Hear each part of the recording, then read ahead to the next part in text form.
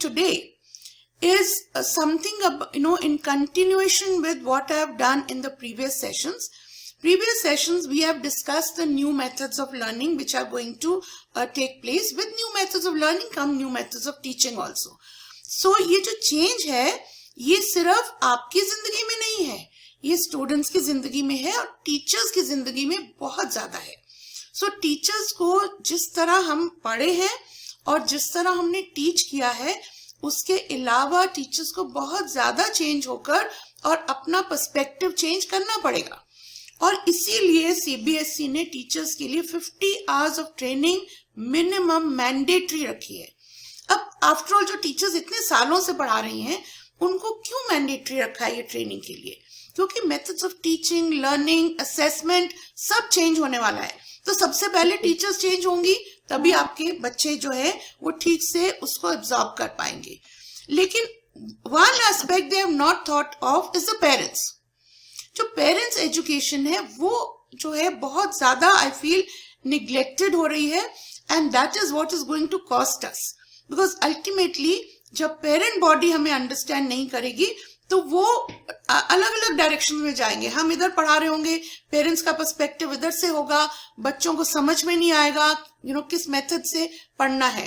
That is why these sessions are very important and I have started this.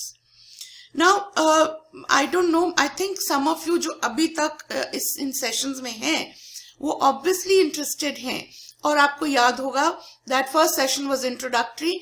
उसके बाद जो हमने कुछ मेथड्स ऑफ लर्निंग लिए थे, the first was the flip learning method which is really important. उसके बाद we had talked about experiential learning, we had talked about design thinking. Now ये जो terms हैं ये आपको याद रहे या ना रहे, लेकिन इसका concept जो है वो आपको समझ में आना चाहिए.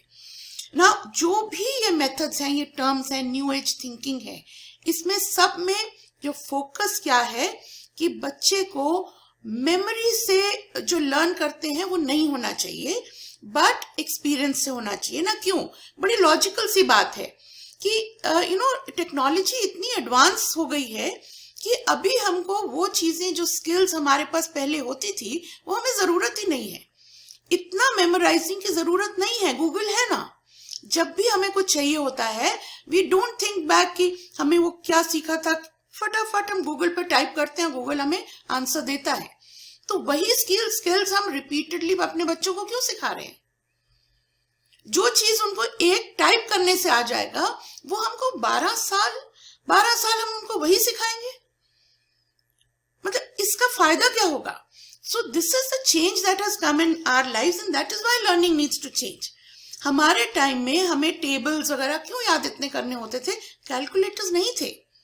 आजकल कैलकुलेटर्स हैं. So why would I learn 24 का table? Why would I learn 14-15 का भी table also? So now my brain is active. So if I don't have to learn this, does it mean कि मुझे कुछ सीखना नहीं चाहिए? नहीं. मुझे कौन सी चीजें सीखनी चाहिए जो टेक्नोलॉजी ना कर पाए, जो एक्सपीरियंस से मुझे हैंड्स ऑन लर्निंग आए, जो मेरी लॉजिकल सेंस मुझे बताए, मेरी क्रिएटिविटी बताए.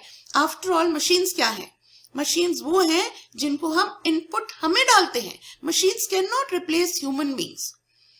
सो हम क्या इनपुट डालेंगे मशीन में ये मेरे को आना चाहिए. आउटपुट वाली चीजें तो मशीन हमें दे देगा. That is why we are going into these methods of learning and teaching. Now teachers role पहले क्या था कि उसको याद करवाओ, उससे घोटा लगवाओ, उसके एग्जाम्स लो. एंड टीचर्स जो थे वो लिमिटेड उसमें ही फंक्शन करते थे. अगर मुझे चैप्टर 1 to 10 पढ़ाना है, I am a very good teacher if I can teach chapter 1 to 10.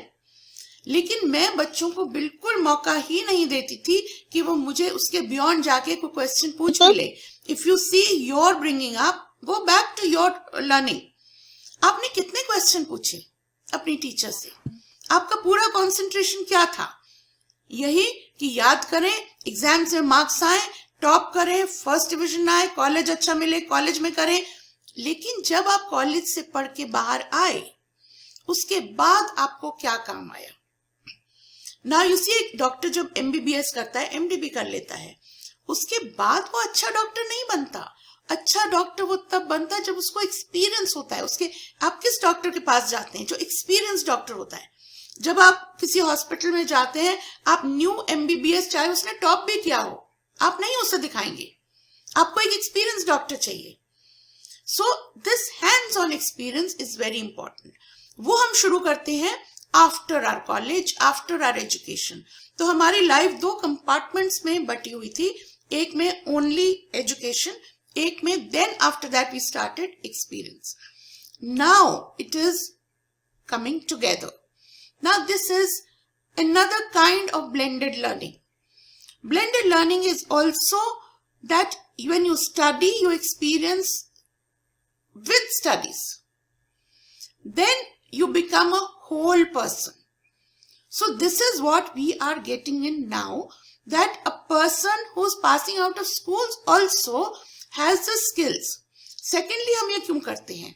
हमारे बच्चों को मालूम ही नहीं कि एक्चुअली उन्होंने करना क्या है। मुझे भी नहीं मालूम था स्कूल से निकले क्या करना है। किसी पेरेंट ने बताया, अंकल ने बताया, आंटी ने बताया, या जहां भी एडमिशन मिल गया, जैसे मार्क्स थे उसने डिक्टेट किया। मेरा जो लाइफ पाथ था, मुझे बिल्कुल आइडिया नहीं था कि मुझे बनना क्या है। सो ऐसे एजुकेशन हुई। अब मेरे पास इंजीनियर्स आते हैं, मेरे पास MBA करे हुए आते हैं, and then they say they want to go into teaching. Why? Because in their whole life they have been led by what should be done. Parents ने बोला MBA कर लो, parents ने बोला डॉक्टर बन जाओ, because ये हम status symbols मानते हैं इनको. So as a result, they have wasted so many years in studying something which they are not using. Education of course is never a waste. I'm not saying it's a waste. But overall, अगर मुझे शुरू से ही मेरे को मालूम हो मुझे school के बाद अभी मेरा गोल ये है और उसके लिए मैंने काम करना है, और आई हैव चॉइसेस कि मैं ये 5 चीजें कर रही हूँ, उसमें से मैं कुछ भी सिलेक्ट कर सकती हूँ, then I would not waste the time. So this is the whole idea of education. And with this in mind, all this kind of education has been abroad. Abroad, you will not see marks being so important. They collect credits. Now credits is कि जो भी आपने किया उसको आप एक credit system आप में add होता जाता है. Whether you could have done biology, you could have done economics, you could have done geography, you could have done pharmacy, you could have done even gardening, you could have done community work. Now all this is added to your credit system. Now this credit system you can take anywhere and you can pursue your studies in any field. अभी हमारे बच्चे ने अगर science ले लिया तो वो chartered accountant नहीं बन सकता है। हमारे बच्चे ने अगर साइंस नहीं मिला और उसने आर्ट्स ले लिया तो कल को वो किसी भी ऐसे फील्ड में नहीं जा सकता है जहां उसे मेडिसिन वाले सब्जेक्ट्स की जरूरत हो। Now that education is going so global, हमारे बच्चे बहुत abroad जा रहे हैं। When they go to universities abroad, what are they asked? They are not asked कि आपके मार्क्स कितने आए थे स्कूल में, आपके मार्क्स कितने आए थे कॉलेज में। सब्जेक्ट वाइज आपने क्या स्कोर किया, कितना आपको एक्सपोजर हुआ, क्या आपने अपनी लाइफ में प्रोजेक्ट्स किए हैं, कहाँ आपने लीडरशिप क्वालिटी दिखाई है। So all this is asked and then admissions are given. And the same thing the good universities in India are also following. If you see all the best universities in India, they are following the same procedure. You don't have to get 99% marks to get into the university. You have to get reasonably good number of marks for the subject, but plus credits for something else. Now, ऐसे माहौल में बच्चों को fit करने के लिए NEP has come up with fantastic now ideas. ये जो NEP है, this may not come through in the first 2, 3, 4 years, but as of now, they have started sending us circulars on how to gradually, go towards it. Now I'm very proud to say that we foresaw it coming. NEP एक दिन की बात नहीं है. NEP 10-15 साल से बन रही है, और क्योंकि we as educators we saw कि ये जो सिस्टम है ये कभी ना कभी आने वाला है, तो हमने अभी 5, 6, 7 साल पहले से ही बच्चों को इस सिस्टम में थोड़ा थोड़ा ढालना शुरू कर दिया. ये जो प्रोजेक्ट्स दिए जाते हैं, it is not for glorification, it is not कि इतने बड़े बड़े आप वो बना के लाओ तो हम उसे पेरेंट्स के ऊपर बोझ डाल रहे हैं. And that is why I wanted to sort of educate the parents कि इसमें बिल्कुल भी कोई कंपटीशन ना पेरेंट्स का है ना उसके गेटअप का है प्रोजेक्ट का. It is a learning method that you have to adapt. So do not shy away from this कि आईकॉन में प्रोजेक्ट्स दिए जाते हैं, आईकॉन में कॉम्पिटिशन्स होते हैं. Now कॉम्पिटिशन्स होना तो I feel like laughing when people say कि हमको आईकॉन में नहीं डालना है because आईकॉन में बहुत कॉम्पिटिशन्स होते हैं. Is it good or is it bad? The exposure that you are getting, the child is getting, your child need not come first. क्यों लोग घबराते हैं कॉम्पिटिशन से? क्योंकि दे फील कि हम कॉम्पिटिशन इतने होते हैं, हमारा बच्चा कहीं किसी में नहीं आता है तो फिर वो मायूस हो जाता है. तो उससे अच्छा क्या है, ऐसे स्कूल में डालो जहां कंपटीशन होता ही नहीं है. जब कंपटीशन होंगे ही नहीं तो बच्चे को compete भी नहीं करना पड़ेगा, ना उसे दुख होगा. लेकिन यू फॉरगेट कि कंपटीशंस नहीं होंगे, उसको एक्सपोजर नहीं होगा, तो वो बच्चा आगे जाके क्या फ्लावर आउट करेगा. Now you see, I will tell you, I'm very proud to say that competition होते इसलिए इतने बच्चे निखरते हैं. अभी तो हम छोटा सा शहर है. Now my whole endeavor this year has been कि हम बच्चों को भी एक्सपोज करें, टीचर्स को भी एक्सपोज करें नेशनल लेवल पे और इंटरनेशनल लेवल पे, ताकि उनका जो माइंड है वो ब्रॉड हो कि क्या हो रहा है दुनिया में, वो देखें तो सही. सो एज अ रिजल्ट हमारे बच्चे जो हैं अभी ब्लब वर्ल्ड के जो कॉम्पिटिशन्स हुए हैं पोएट्री के, now you see children have written poetry and एक नहीं, दो नहीं, तीन नहीं, almost 8-9 of them, they have written poetry, they have recited, और वो इंटरनेशनल लेवल पर सारे प्राइजेस स्वीप करके आए हैं. मतलब जो कॉम्पिटिटर्स थे वो सिर्फ इंडिया के नहीं थे, बाहर से भी थे, और इंडिया के बड़े अच्छे स्कूल से थे. Sanskriti and if you see it's on the Facebook, so कितने अच्छे अच्छे स्कूल्स के पार्टिसिपेंट थे और टॉप स्कूल्स के फर्स्ट पोजीशन, जहां भी उन्होंने दो बार पार्टिसिपेट किया है. First time, first position icon, second position icon, then third position somebody else took, and special mention में 2 icon. Second वाले में first position icon, second position icon, third position icon, and special mention में 8 icons. मतलब जितने बच्चों ने participate किया है, all of them have been recognized on the world stage. Now it doesn't come easy, it doesn't come कि ऐसे आप कुछ नहीं करवाओगे तो बच्चे कर लेंगे, और फिर आप कुछ नहीं करवाओगे तो वो बच्चे करेंगे जिनके पेरेंट्स उनको करवा सकते हैं. घर में थोड़ा बहुत करवाएंगे, आए हैं ऐसे भी आते हैं जो पेरेंट्स करवाते हैं. I don't take all the credit. 1-2 बच्चे कुछ ऐसे होते हैं जिनके पेरेंट्स बहुत करवाते हैं, तो वो जब पेरेंट्स नहीं करवाना है आप किसी स्कूल में डाल दीजिए, लेकिन पेरेंट्स नहीं करवाना है तो वो करवा लेंगे.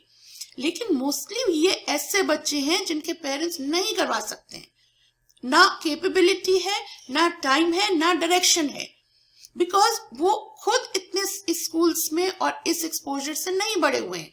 तो आई फील वेरी हैप्पी कि ये वाले बच्चे जो हैं उन्होंने इतना अच्छा परफॉर्म किया है. ऐसे तो नहीं हो जाता है ना, ये जो परफॉर्मेंस आती है ये छोटे लेवल पे ही, और ये सारे बच्चे ऐसे नहीं हैं जो आइकॉन में हमेशा फर्स्ट आते हों. अगर इनके बच्चे, इनके पेरेंट्स ये सोच के बैठ जाते हैं कि ओहो मेरा बच्चा तो फर्स्ट नहीं आया, अब उसका दिल दुख रहा है, अब हम पार्टिसिपेट नहीं करवाएंगे, तो आज स्टेज पे नहीं पहुंचे होते. तो उन्होंने धीरे धीरे करके बड़े हैं, अच्छे हुए हैं, और अब इस स्टेज पे वो इतने बड़े स्टेज पे उन्होंने रिकग्निशन पाया है. So that is why it's very important to get a school which nurtures you, which gives you opportunity. I am not saying that each child will become like that, लेकिन opportunity सबको मिलनी चाहिए. अगर opportunity नहीं मिलेगी तब तो बच्चे कर ही नहीं पाएंगे. It's very easy to become first in a school जहां पे competition ही नहीं है. Then what do we do? So this kind of thing is very important for parents to understand why we do this. Now, because there are lots of changes coming in and we will be doing much more in this direction, I don't want parents to think that this is being done in icon because ये लोग शायद चाहते हैं कि parents सारा काम करें.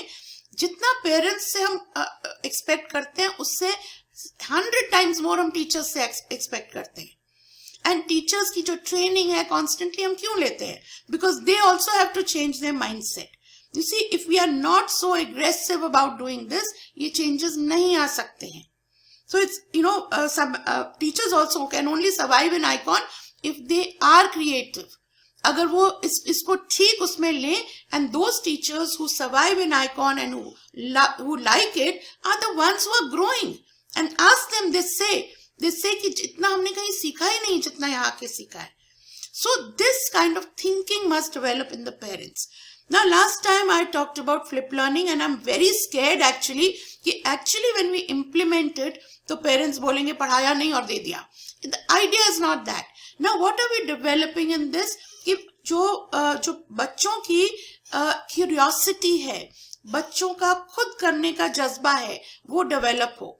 Now you must have seen, आपके छोटे जब बच्चे होते हैं तो आप उनको पजल दे दीजिए और जब वो पजल खुद करके बनाते हैं तो the amount of pride they feel, वो हर एक को जाके दिखाएगा, दादाजी मैंने ये बनाया, मम्मा मैंने ये बनाया, आप सब वेरी गुड बोलोगे. Is it in any way commensurate to that thrill that a child will get अगर आप उसे बना के दे दो या आप उसे सिखा दो? आप छोटे बच्चों को नोटिस कीजिए, आप उनको ब्लॉक्स दीजिए और बोलिए अच्छा ऐसे बनाना है, वो झट से आपके हाथ से ब्लॉक्स खींच लेगा, बोले मैं करता हूँ. लेकिन नॉर्मली मदर्स क्या बोलेंगी कि नहीं मैं करके दिखाती हूँ ना, मैं करती हूँ फिर तुम करना. Now there itself the child's curiosity, the child's creativity is killed, finished. फिर वो बैठ जाता है कि अच्छा मम्मी करेंगी, फिर मम्मी कर देती है, वो ठीक है हो गया. अब उसमें वो चीज आई ही नहीं कि मैंने कुछ अचीव किया. बट इफ यू जस्ट ले द ब्लॉक्स एंड यू से अच्छा तुम बनाओ फिर देखते हैं, and then he creates something which is maybe not perfect, but जिससे ओ आपने इतना बना दिया, अरे ऐसा भी हो सकता था, अगर आप एक ब्लॉक इधर शिफ्ट करो तो ऐसा भी बन सकता है. That is when he starts exerting, अरे मैंने करा और ऐसा भी हो सकता है. So he says okay I'll try it. Then he tries it again. Then you say कि okay I think, what do you think अगर 2 रेड ब्लॉक निकाल दें तो कैसा बन जाए? तो फिर वो सोचता है. Now with this method, 1, he is getting confidence, 2, he is thinking of many options, और ये जो थिंकिंग है ये उसके कल को लाइफ में ज्यादा काम आने वाली है. ये बुक्स वगैरह तो सब गूगल में मिलेंगी, इजीली मिलेंगी. So that won't matter at all. So this is the new thinking in education. Then we talked about design thinking. What is design thinking? जैसे आप डिजाइनर बनते हैं, क्रिएटिव होते हैं, वैसे ही right from not even first nursery level. Now what is NEP saying? NEP is saying first 5 years are crucial to the child. That means nursery, lower KG, upper KG, 1 and 2. अब इसमें जो है बच्चा अगर creative बनेगा और बच्चा अगर थिंकिंग बनेगा तो उसकी ये थिंकिंग कैपेबिलिटी आगे जाके ज्यादा होगी. लेकिन अगर वो उस टाइम में थिंकिंग नहीं बनेगा, बिल्कुल उसका दिमाग सो जाएगा कि मुझे मिल जाएगा और मैं उसे प्रोड्यूस करूंगा, फिर उसमें मुझे मार्क्स मिल जाएंगे. सो अगर वो इस एटीट्यूड से बड़ा हुआ तो उसे आगे जाके थिंकिंग की तो आदत ही नहीं पड़ेगी, वो कभी भी नहीं करेगा. हमारे बच्चे जो है अभी 7th, 8th, 9th, 10th में क्यों नहीं थिंक करते हैं? क्योंकि उनको कभी अपॉर्चुनिटी मिली नहीं. उनको बोला लेसन नंबर 2 याद करके आना, उसका टेस्ट होगा, लेसन नंबर 3 याद करके आना, उसका टेस्ट होगा. सो वो उतना ही पढ़ते हैं जिसका टेस्ट होगा, आके क्वेश्चन स्ट्रेट पूछे जाते हैं और उसके बाद वो उतना लिख देते हैं. नाउ वी आर ये तो बहुत साल हो गए आपके बच्चे ओलंपियाड दे रहे होंगे. ओलंपियाड में जिस तरह के क्वेश्चंस आते हैं वो बिल्कुल स्कूल के एग्जामिनेशन जैसे नहीं आते हैं. These are called high order thinking. High order thinking is when you have certain inputs and उससे आप डिड्यूस करते हैं कि अगर हमारे पास A है, B है, तो उसमें से मिक्स करके उसको क्या क्या निकल सकता है. C निकल सकता है, D निकल सकता है, E निकल सकता है, क्या क्या हो सकता है, उसके कॉम्बिनेशंस क्या हो सकते हैं. उससे बच्चों में एक और चीज पैदा होती है, that their thinking does not remain rigid. जैसे हम लोगों के पेरेंट्स और अभी भी इस जनरेशन में भी हमारे आइडियाज बहुत फिक्स्ड हैं. ये चीज राइट है ये चीज रॉन्ग है। लेकिन हम अगली जनरेशन में क्या बोल रहे हैं कि there is nothing right and wrong except moral values, वो सब अलग बात है, but there is nothing right and wrong, everything has shades of grey. तो आप उसमें से देखिए कौन सी चीज आपको सूटेबल है। हो सकता है जो आपके लिए राइट हो मेरे लिए रॉन्ग हो, मेरे लिए राइट हो आपके लिए रॉन्ग हो।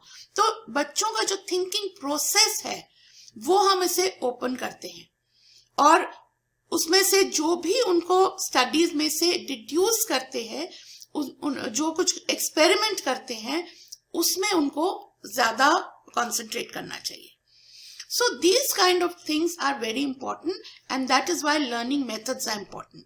So now, first of all, I'm just going to take up a short thing on, what I was supposed to do actually. And then I want a lot of questions from you. Anything that comes to your mind, whether it is, you can give me something that happened with your child, why it happened, what is to be done about it, because the next few sessions will be more on parenting rather than just learning and, see.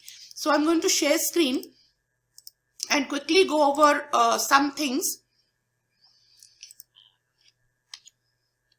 Now, experiential learning we had done, and I will just go over what we had done. अगर कोई नया आया है इस बार session में तो one we had done flip learning, which teaches you problem solving. Now, basically in life we need to solve our problems. That is why all this education is there, so that we can solve. It's not, problems are not our small problems. Problems are day-to-day work problems. So flip learning improves problem solving. Then all the learning now is more personalized learning. Student को क्या फायदा होगा, ये नहीं कि teacher क्या पढ़ा सकती है. Then collaborative learning is आपस में sharing. If I know something, another student knows something else, तो हम उसको discuss करें, हम उसमें से solutions निकालें. Experiential learning is by doing, हाथ से काम करके, और एक्चुअली उसमें जो जो प्रॉब्लम्स आती हैं उसको सॉल्व करें. Skill based learning again by doing. Holistic learning, कोई भी सब्जेक्ट स्टैंड अलोन नहीं है. English is not a stand alone subject. या इंग्लिश पढ़ ले, English is a language used in science, in social science, in medicine, in engineering, in music, in anything. So English is to be taught like that. Then 2-3 subjects जो मिलके उनके concepts जो है उनको इकट्ठा करके, a child should not think कि आज मैंने social studies पढ़नी है, आज मैंने science पढ़नी है. The child should think कि आज मैंने gravity पढ़नी है. Now gravity can be is science basically, but it could even gel with some history, even gel with a geography, because moon की gravitational pull और earth की gravitational pull क्या है, कैसी है. So 3-4 subjects he should take it as a whole. Then design thinking is creative thinking, and then today we'll do in detail blended learning. Blended, like I told you, दो चीजों को mix up करते हैं, that is blended learning. So now in this context, blended learning is जो हम पहले करते थे blackboard teaching, and अब करते हैं e-learning. इन दोनों का जो blend है, that is the ideal combination to learn. So that is blended learning. Now blended learning जो mixture है, it can be online, offline, उसका blend. It can be lab and classroom, उसका blend. ये थोड़ा सा classroom में पढ़ते हैं, थोड़ा आप lab में हाथ से करते हैं, उनका blend. Flip learning is also blended learning, कि जो आप घर में करते हैं और जो आप class में करते हैं, उसका blend. Holistic learning is also blended learning. Subjects जो है, एक subject और दूसरे subject, उसका blend. Now, why should we have blended learning? One, it's more efficient. कोई भी 2 या 3 मेथड जब आप कंबाइन करते हैं तो उससे रिजल्ट्स मच बेटर निकलते हैं. इट्स मोर इंटरेस्टिंग, बोर नहीं होते हैं, वरना स्टूडेंट्स बैठे होते हैं क्लास में, एक टीचर आती है जाती है, वही चेंज होते हैं, students obviously are bored. It's more personalised, क्योंकि जब स्टूडेंट्स खुद काम करते हैं या ग्रुप्स में काम करते हैं, then they get the sense कि they are learning. Then technology अब तो उनके बाएं हाथ का खेल हो गया है स्टूडेंट्स के, और टीचर्स भी सीख गए हैं. So why should we take make use of technology. Then time flexibility. Now there are no time zones कि आप स्कूल में पढ़ेंगे, फिर बैग आके फेंक देंगे, फिर नेक्स्ट डे स्कूल में जाएंगे और तब आप पढ़ेंगे. ब्लेंडेड लर्निंग के साथ आपका टाइम जो है वो मर्ज हो जाता है. Now when you study in school, it is also your play time, because all learning is going to be through play, through gamification, ताकि बच्चों को interest आए. And similarly, when you come home, it is not compartments कि आप पढ़ाए उधर से. Every activity is going to be a learning activity. Then decreases the need for mobility. आप जरूरी नहीं है कि अब कई बच्चे जो है विलेजेस में रहते हैं तो उनके पास हम अब e-learning ले जा सकते हैं. So they don't have to travel all the way. They can come for contact classes. And of course it decreases cost, because इतनी बड़ी बड़ी buildings और इतने बड़े campuses ये जो है हर एक के बस की बात नहीं है. So जहाँ नहीं है वहाँ पर they can make use of these kinds of learning. Now experiential learning is another very wonderful way of learning in the modern world. It's by doing. कोई भी चीज जब आप हाथ से करते हो आपको याद रहती है, आपको इंटरेस्ट आता है, और वो जो चीज है वो आपको अंदर से एक सेंस ऑफ अचीवमेंट देती है. So this experiential does not have to be lab work only. It can simply be कि स्टूडेंट्स अपना लेसन एक्सप्लेन करते हैं, करके बताते हैं, टीचर बन के बताते हैं. It can be just explaining a lesson to a को student. It can be field trips. It can be interaction between the students and the teacher. हम लोग जब एक टर्म को सोचते हैं हम उसको बहुत छोटे दायरे में सोचते हैं. So experience is by any activity. It is no right, no wrong. And suppose you fail in your experience, then you learn कि क्या नहीं करना चाहिए था. Isaac Newton, you must have heard of. His biggest, achievements were made by failing. He failed 100 times before he actually discovered something. And what he said was कि मैंने 100 चीजें सीखी जो मुझे नहीं करनी चाहिए थी. And that is how I learned then what to do. Now also experiential learning क्यों जरूरी है? Because बच्चों का फोकस रहता है. जब भी आप देखेंगे, जब भी वो हाथ से काम कर रहे हैं, they are more focused in what they are doing. Studies में उनका माइंड इधर उधर घूमता है, तो इसलिए वो जल्दी सीखते हैं. और क्योंकि उन्होंने हाथ से किया होता है वो रिटेन ज्यादा करते हैं. फिर उनमें ये चीज इनिशिएटिव की आती है, मैं ये करता हूं, मैं ये ट्राई. हमने खुद देखा है जब एड्यू फेयर होता है और बच्चे प्रोजेक्ट्स बनाते हैं तो sir let us try like this, sir इस वायर से ट्राई करते हैं, सर वहां ले जाकर ट्राई करते हैं. So this kind of things make a child brighter and it makes them see different points of view. That is very important in life for all of us to see a different point of view. Now जो पहले हमारी teaching होती थी अभी तक वो teacher centred होती थी. Teacher was the God and whatever teacher said is true. Now students can challenge the teacher, not in a disrespectful manner. क्योंकि वो बाहर अपना एक्सप्लोर कर रहे हैं इसलिए they might come up with something which is new. So challenging the teacher is allowed. और जो उसके like Mrs. Maheshwari is asking, everything is focused to the marks. Now the assessments are also going to be learning outcome focused. जो paper pen test है उसकी धीरे धीरे weightage घटेगी और क्या बढ़ेगी कि आपको जैसे एक साल में आपको 5 प्रोजेक्ट्स करने ही करने हैं. उसमें से आपने क्या सीखा, उसमें से आपने अपना इंडिपेंडेंट पेपर लिखा कि नहीं, उस पे मार्क्स आएंगे, उस पे भी मार्क्स ही आएंगे. Because after all we have to जज कि ए स्टूडेंट बेटर है या बी स्टूडेंट बेटर है. सो जो बेटर है that is not on your memory, that is on your creative ability and your ability to innovate. Then to explain knowledge, अब जैसे आजकल हम लेते हैं ऑनलाइन क्लासेस में जो फ्लिप लर्निंग मेथड्स हैं टीचर्स एम्प्लॉय कर रही हैं और बच्चे इतनी अच्छी तरह अपना जो पीपीटीज बनाते हैं, एक्सप्लेन करते हैं. So how are they doing this? कुछ ना कुछ रिसर्च तो कर रहे हैं ना. So this is just started, it's going to be more and more.